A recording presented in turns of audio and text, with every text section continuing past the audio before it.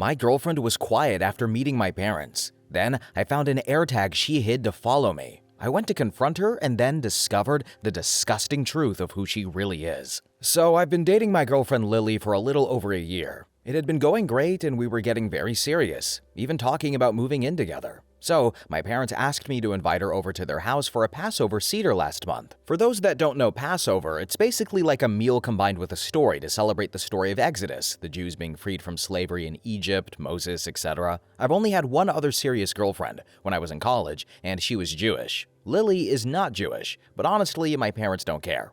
They didn't really like my ex and seemed to really like Lily. I grew up very secularly. All that being said, there are a lot of Jewish-specific things happening during a Passover Seder, so I think my parents, especially my dad, felt this need to maybe over-explain things to Lily, and it seemed to make her uncomfortable. I didn't say anything at the time, which I regret, because I did notice that she seemed off, like quieter than usual. But I also thought she might just be a little quiet because she was meeting my parents, and that saying something might draw more attention to it, which she wouldn't want. Not any excuse, just an explanation of my mindset at the time. Anyway, since then, and it's been nearly a month, Lily's been kind of distant. She usually spends most night at my apartment, but has only been over a couple of times, and hasn't wanted to have sex. I noticed this within a week and tried to talk to her about it. I apologized for my parents' behavior and emphasized that I love her, and her not being Jewish doesn't matter to me. She just turned kind of red from blushing and said it was fine, but obviously it's not fine, and she doesn't want to talk about it. So, does anyone have any advice on how to broach this again, or what to do or say? I'm really lost and I don't want to lose my relationship over this. Now, here are some relevant comments. User 1 said, If she won't talk to you about it, then there isn't much you can do. You might be completely wrong about why she is upset, but how would you know? She owes you a conversation. If she won't have a conversation about what she is feeling, your relationship isn't going to work. Thank you. I definitely feel that. The thing is, communication had never been a problem for us before. And maybe you're right, maybe I'm making too many assumptions. But maybe I could try something like pointing out what I'm noticing in her and asking if something is wrong? Then User 2 commented and said, There are so many things that could be going on in her head. Might not have anything to do with the over-explaining or the Judaism itself, although it also depends on what you mean by over-explaining. Are we talking about just explaining things what the salt water represents? Or are we talking stuff most Christians would also know, like, who is Moses? It can feel insulting to have things you already know explained to you. But it's going to take a conversation of her explaining what's on her mind. So maybe open with her seeming a bit distant or upset lately and see what she says rather than assume it was about the Seder. And if she still says it's fine and nothing's bothering her, you either believe her or she's just bad at communication. So, the over-explaining was not things like who Moses was, but it was still kind of overbearing. It felt a bit like they were trying to introduce her to Judaism, which I thought was weird. And my dad was just like going on about why we use the Haggadah, etc., when I really just wanted them to get on with it. But everyone's right that maybe it has nothing to do with the Seder. I'm definitely making assumptions because the change in her behavior came right after it. I'm going to talk with her in a more open-ended way and just try and be honest and give her space to be honest without judgment. I will update on it if people are interested, and if this subreddit allows it. Then OP is asked if being Jewish does matter to his girlfriend or not and said, No. I guess I hadn't considered that because she knew I was Jewish when we first met and it had never been an issue. But maybe you're right, because this is the first Jewish ritual or holiday she's ever participated in. As I said, I was raised very secularly, so it's just never came up. It would make me incredibly sad if that broke us up. I'm not planning to have any kids for at least a few years minimum, but I would be happy to raise them in multiple traditions when I do. Update number 1. 5 days later. It's been a weird effing week, so I apologize if this isn't the most coherent update. After I posted, I really appreciated the advice noting that I might be making some assumptions about what was upsetting my girlfriend Lily. So I asked her if we could talk and that I just wanted to be open with each other. She agreed to meet up on Friday after work when we normally would go out for a date anyway. So I made a nice meal for her at my apartment, made her favorite dish, this creamy lemony pasta dish, and then afterwards I tried to just kind of have this open-ended conversation about what I noticed. For example, how she's been more distant, and was there something wrong? She was really hesitant, just looking kind of nervous, and then she just blurted out that the Seder made her uncomfortable. Okay, so that's what I thought, right? So I figure, okay, let's talk through this. It turns out that while she knew I was Jewish, she didn't think I was so Jewy until she came to the Seder. I cringed and told her that the word Jewy was inappropriate and she did not like me saying that. There's a part of Passover Seder where we say next year in Jerusalem, just like a kind of hopeful attitude in light of the Jewish diaspora, I think. Anyway, she said that she found that part really inappropriate given the current war in Gaza. I told her that those things were not connected. My family has no real connection to Israel, and the Seder is a hundreds, maybe thousands-year-old tradition that long predates the modern state of Israel, but she didn't seem to care about that. So I finally asked her if she had a problem being in a relationship with me, given my Jewishness. She emphatically said that no, she loves me, but it was a shock, and that she needs time, and that really threw me though, and I asked her what she needs time for, but she didn't have a real answer. So I went to my parents for the weekend to just kind of get away, since I wasn't sure what all of this meant. While I was gone, I got an alert on my phone that an AirTag was following me. I found it hidden in my car. I called Lily, and she denied it was hers, but I was pretty sure she was lying since she's not a good liar. Finally, she admitted she was trying to see where I was going and if it was to the temple. I honestly haven't been inside a temple since my bar mitzvah almost 13 years ago. And anyway, it should go without saying that I ended it. I blocked her on everything. I destroyed her AirTag too. No clue what the F is wrong with her, but it feels anti-Semitic, I guess, and I wish I had a happier update. I thought she was the one, but F me, I guess.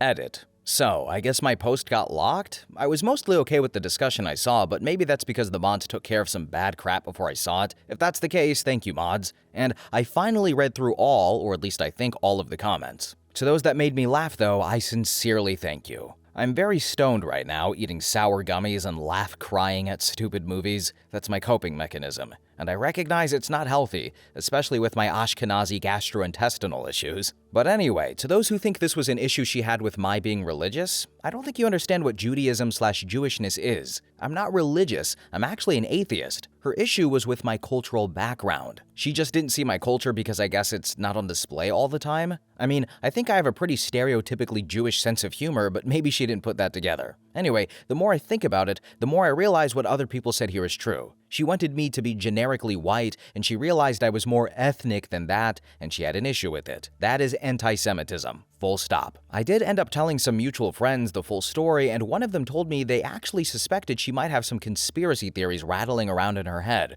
which, if true, is like, F man, I don't even know. He thinks she was attempting to track me because of some protocols of the Elders of Zion crap that she might believe. Like, she was hoping I would lead her to the secret meeting? I honestly hope that's not true, and I take it with a massive grain of salt. And then, to those who think this post was made up, I effing wish. I honestly feel like maybe this is a weird dream where I'm going to wake up and my perfect, beautiful girlfriend will still be there, but she's not who I thought she was. It's all too real. And then, I'm not going to wad into the political quagmire except to say that my ex-girlfriend's issues with me was about way more than a war thousands of miles away. I don't actually think she and I probably disagree all that much on how we feel about that war. If you can't separate those things and see the anti-Semitism behind her actions and attitudes and language, then you are a part of the problem. Now here are some more relevant comments. User 1 said, "What the actual F? Congrats on dodging a bullet, OP, and keep your eyes open for other signs of potential stalking. That AirTag would give me a lot of pause." Yeah, I'm being very cautious after that. Still trying to figure out what to tell our mutual friends too. Then OP elaborates on correcting people if they use language offensively to their ethnicity and said, "So, she told me it wasn't okay to police her language. I told her that I'm allowed to correct people when they use language offensive to my ethnicity, and she just kinda rolled her eyes and blushed and changed the subject to the stuff about next year in Jerusalem." New update, 10 months later. So I still get messages on this account to this day. A few anti-Semitic screeds now and again, but lots of lovely people, fellow Jews and others, just checking in. It's been almost a year and I was thinking about it again as Passover approaches. I'm not sure if anyone will see this update, but I thought I would post it anyway. If you do see it, hello, and please don't message me if you're a Jew-hating a-hole. So anyway, my post went like, somewhat minorly viral, not enough for it to be a huge deal, but enough that people I know IRL saw it outside Reddit and connected the dots. I don't know how I feel about it, honestly. It was overwhelming, but also kind of exciting. I certainly didn't expect my 5 minutes of internet fame when I made the post, but I guess you never know. Anyway, I was depressed for about 2 weeks, but my friends dragged me out. I tried dating again, mostly unsuccessfully. I thought about only dating Jewish girls, but that kind of made me feel crappy. I don't have anything against Jewish girls, obviously I'm related to many, but it just felt effed up to limit my dating pool in that way. Plus, I started to feel like it would give the anti-Semites more power, like I let them control my dating choices. But when I went out with this really sweet, nominally Christian girl for our third date, I started feeling really paranoid. My best friend 26F, who is black, was a real source of comfort during this time, and she's told me why she usually only dates black guys, because there's always this nagging fear when she dates a white guy. Anyway, like 3 months later, I got an actual letter in the mail from Lily. One of our mutual friends had seen my post on TikTok, found the Reddit post itself, and sent it to her without asking for my permission, which is effed up. Anyhow, Lily was deeply apologetic. She said she started therapy after I broke up with her. First just because she was depressed, but then it made her examine her views. She said her older brother is the one who planted these ideas in her head, which she now recognizes are anti-Semitic. I guess he used to be pretty far left Bernie supporter, etc., but during the pandemic he went hard the other direction,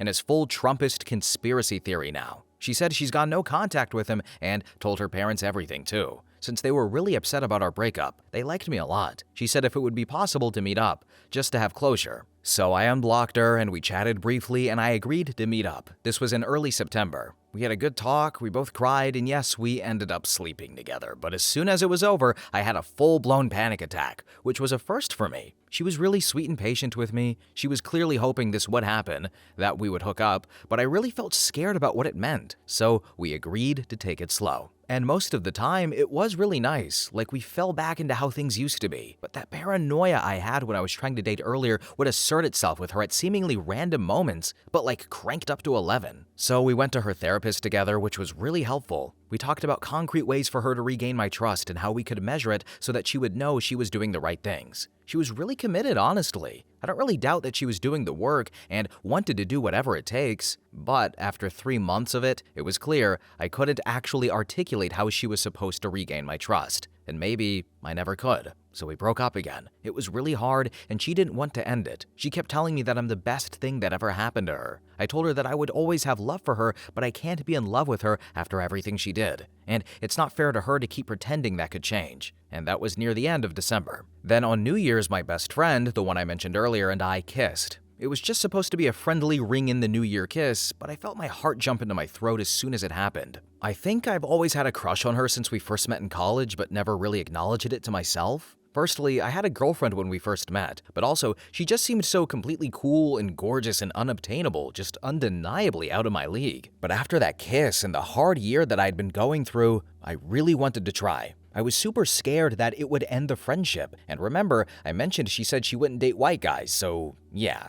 But alcohol will make me do things I wouldn't normally. Usually that has led to poor choices, not to mention it just F's up my stomach. So when we found ourselves alone later in the night, I just poured my heart out and how the kiss had felt magical. Just really embarrassing soapy crap that is making me blush just remembering. But she shut me up with another kiss. It was like out of an effing movie, you guys. And so we started casually. She really did not want to be my rebound. But a few weeks ago, we said I love you to each other. And she agreed to be official and exclusive. And in a couple of weeks, I'm going to take her to my parents for a Seder. My parents already know her. They already love her. And they are thrilled for me. I'm thrilled for me. It's been an effing roller coaster, and my life is really confusing still in other departments, but I'm just really happy. And I hope you all are happy too. Well, folks, a lot can happen in a year's time, can't it? Day to day, everything seems the same, but if you look back, everything looks so different, and this is one of those cases. I was glad that the ex was able to look inwards and recognize her anti-Semitism and the source of it, and I'm also glad that OP got closure because, my ex didn't give it to me, but whatever. But, communication seemed to prevail here, and he also just had to be frank and say, hey, I appreciate what you're doing, but I don't think this is possible, and then I'm gonna go date my best friend. See ya! That's a bit of a more harsh way to put it, but I mean, I'm happy for him. So hopefully it does work out for them. Hopefully she continues to not be anti-Semitic in the future. And hopefully OP and his new girlfriend can be a happy interracial couple, because I am a product of one of those, so I am a big proponent. But anyway, guys, we are at the end of the video. Comment what you think. Thank you so much for watching. Have a really good day, and bye-bye!